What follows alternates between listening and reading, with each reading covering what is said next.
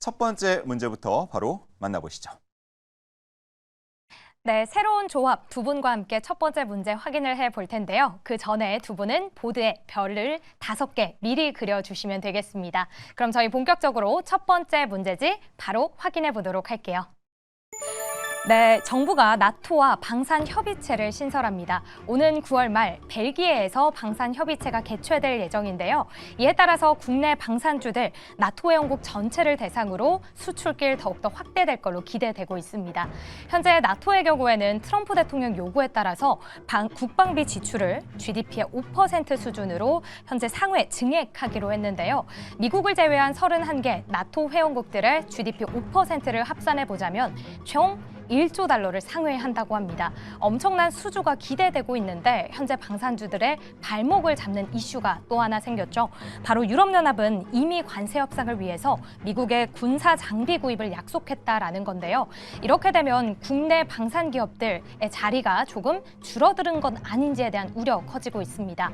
방산에 대한 기대와 우려 함께 공존하고 있는데 현재 구간에서 신규 진입에 대한 매력도 얼마나 될까요? 저희가 미리 그려놨던 별을 통해서 살펴보도록 하겠습니다. 그럼 방산주에 대한 주식 남녀의 선택 보드를 들어주시죠. 자, 오늘은 첫 번째로 방산주의 별점 관련된 문제가 출제가 됐습니다. 별 5개를 각각 그려주셨고요. 채워주신 별을 보니까 일단 색칠이 많이 돼 있습니다. 우리 이수리 대표님은 4개, 그리고 성하준 매니저는 3개 각각 칠해주셨는데 일단은 좀 좋은 소식 먼저, 더 긍정적인, 낙관적인 얘기를 들어보고 싶습니다. 이수리 대표님, 별 4개요. 네, 우선 이제 5개를 주기에는 조금 너무 밸류적인 부담도 있고요. 그리고 이제 앞서서 문제에도 이제 힌트가 있었는데 결국에 이제 유럽에서 현재 미국과의 어떤 관세 협상 내용을 보게 되면 미국산 무기를 우선 구매를 할 수밖에 없는 이런 환경들이 있기 때문에 뭐 이제 별 5개까지는 좀 아니다라는 말씀 우선 드리겠고요. 다만 이제 이 부분은 너무 좀 걱정을 안 하셔도 되지 않을까라고 저는 보고 있습니다. 결국에 이제 우리나라 관련 기업들의 수주를 보면 또 알 수가 있는 부분들이죠. 여전히 뭐 실적에 대한 부분들은 서프라이즈격으로 지속적으로 좀 나오고 있는 상황이고요. 그리고 사실 우리가 이제 수출을 할 때 뭐 나토의 이제 회원국한테만 수출을 하는 것은 또 아닙니다. 그래서 나토 비회원국 있죠. 그리고 이제 제3자 국가에도 지금 수출을 다변하고 있는 상황이기 때문에 이런 부분들을 봤을 때 우리가 특히나 이제 중동이라든지 중동 쪽의 사우디나 뭐 UAE 쪽에도 굉장히 지금 수주를 많이 받아내고 있다라는 점을 감안해 본다면 어느 정도는 좀 상쇄를 할 수 있지 않을까라고 좀 보고 있어서 너무 과도한 우려가 아닐까라고 좀 판단이 되고 있습니다. 그리고 이제 GDP 관련해서 이제 방위비 증액을 5%까지 올리겠다라는 얘기들이 있습니다. 이게 단순히 이제 국방 예산만이 좀 늘어나는 것이 아니고요. 그만큼 이제 수입에 대한 어떠한 부분들이 많이 늘어날 수밖에 없고 또 이제 각국에서 R&D 투자를 또 적극적으로 할 수밖에 없다라는 점, 이 부분들을 본다라고 한다면 이제 우리나라 같은 경우에 워낙 이제 방산 쪽에서 기술력으로 인정을 받다 보니까 현지에서 이제 그 협업을 하기 위한 어떠한 그런 러브콜을 굉장히 좀 많이 받고 있다라고 합니다. 여기 이런 부분들을 본다라고 한다면 여전히 이제 방산에 대한 어떤 우려감들은 좀 시기상조가 아닐까라고 좀 보고 있는 상황이고요. 다만 이제 기술적으로는 항상 조금 부담스럽긴 합니다. 언제 뭐 다시 하락해도 이상하지 않은 상황인데 사실 방산이 계속해서 좀 이러한 흐름들을 지금 몇 년 동안 보여줘 왔었거든요. 이제는 정말 고점이다라고 한다면은 생각을 했을 때 다시 한번 이제 또 고점을 돌파하는 이런 흐름들을 좀 보여줬다라고 좀 판단이 되고 있고요. 최근 들어서도 이제 정말 방산이 고점이 아니냐 이런 논란들이 또 있었는데 다시 한번 또 이제 전고점을 향해서 돌파를 해 나가는 이런 모습들을 좀 보여주고 있습니다. 결국에 이제 방산이 그동안 왜 올랐는지를 정확히 좀 파악을 하셔야 되는데요. 결국에 이제 수주에 대한 모멘텀이 이전보다 나아지거나 더 성장을 한다라고 한다면 주가 역시도 저는 좀 그대로 갈 수밖에 없기 때문에 뭐 단기적으로는 흔들릴 수 있겠습니다만은 여전히 이제 중장기적 추세에서는 조금 긍정적인 관점으로 좀 보셔도 좋지 않을까라는 말씀 드리겠습니다. 네, 좋습니다.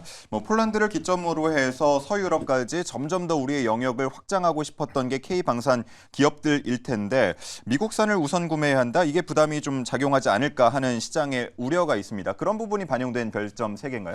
그렇죠. 근데 이제 앞서 대표님 말씀해 주신 걸 듣다 보니까 나도 4개를 줬어야 되나? 라는 좀 설득당하셨습니까? 그만큼 이제 좀 어느 정도 의견이 좀 비슷하다. 좀 이렇게 말씀드릴 수 있을 것 같은데요. 저도 사실 지금 입장에서의 이 유럽에 대한 정책적인 리스크라든가 이 관세 협상에 대한 리스크는 저는 중장기적으로는 일단 크게 영향을 주지 않을 거라고 보고 있습니다. 특히나 이제 오히려 이 나토와 새로운 방산 협의체를 구성한다라는 부분들은 이전에는 기업들이 개별 계약을 통해서 세계 진출했다라 그러면 이제는 뭐 국가 단위의 공식 수출 창구를 열어준다라는 점에서는 저는 오히려 이건 기회이지 않는가라고 생각이 좀 드는 상황이죠. 그렇다 보니까 이미 뭐 폴란드, 호주, 중동에서 우리 K방산의 입지를 좀 갖춰놓고 우리 K방산에 대한 기술력을 뽐낸 상황에 여기에 또 나토 회원국들에 대한 수출 모멘텀까지 잡힌다라 그러면 저는 현 시점에서는 충분히 이 방산에 대한 매력도는 높다라고 말씀을 드리고 싶습니다. 그럼 사실 여기까지만 얘기하면 별 5개거든요. 예. 근데 제가 이제 2개를 깎은 이유는 일단 좀 단기적인 이 흐름들을 좀 봤으면 좋겠어요. 일단은 결과적으로 제가 여기서 5개를 드리면 여러분들은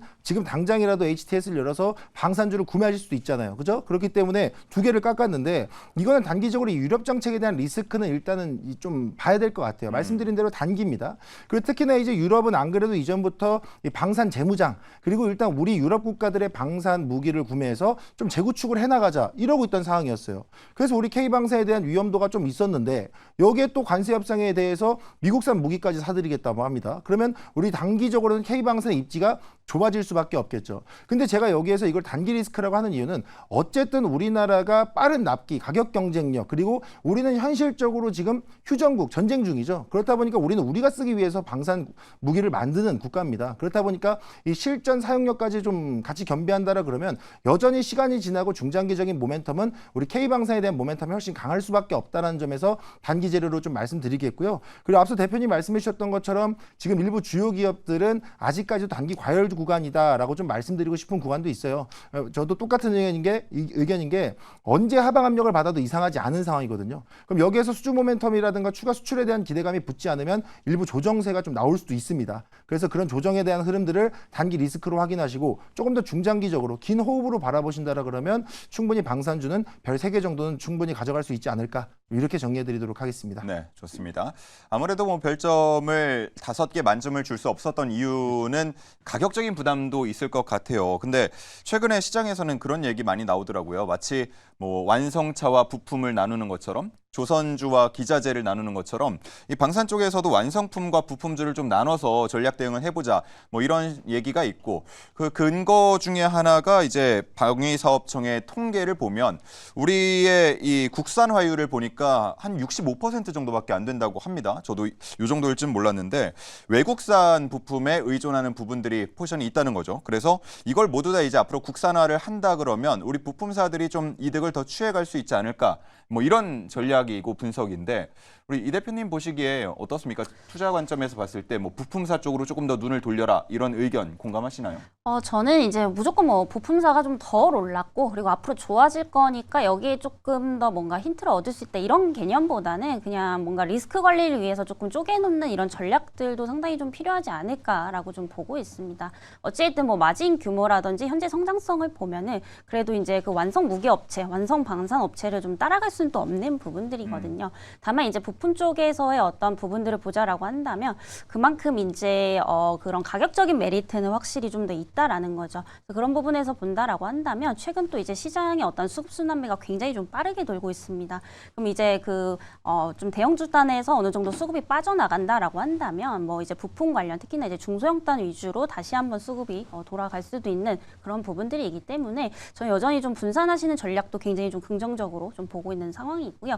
그리고 뭐 레이더에 대한 어떤 그런 부품 관련 기업들 특히나 대표적으로 이제 하나 시스템 같은 경우에도 뭐 하나 에어로스페이스에 비하면은 상대적으로 좀 덜 올랐다라고 좀 보시면 될 것 같고요. 그리고 제가 앞서서 이런 말씀도 좀 드렸었습니다. 앞으로 뭐 나토가 걱정되시는 분들은 그럼 사우디 쪽에 수출을 늘리고 있는 그런 기업들을 보셔라라고 말씀드렸는데 하나 시스템 같은 경우에 최근에 이제 사우디 쪽 중심으로 해서 계속해서 좀 수주가 많이 좀 증가를 하고 있습니다. 그리고 밸류적인 부담도 상대적으로 좀 덜 하기 때문에 뭐 이런 이제 소프트웨어 쪽이라든지 부품 쪽을 한번 더 좀 지켜보셔도 좋을 것 같다라는 말씀 드리겠고요. 다만 부품과 이제 그런 대형주 땅 완성 방산 쪽에서 조금 분산하시는 이런 전략들이 좀 유효하지 않을까라는 말씀 드리겠습니다. 네.